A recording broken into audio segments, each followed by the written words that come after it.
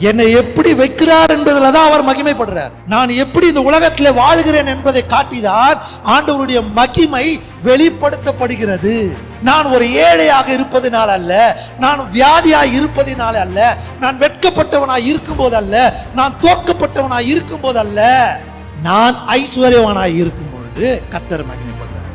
நான் ஆரோக்கியமாய் இருக்கும் பொழுது கர்த்தர் மகிமைப்படுறாரு.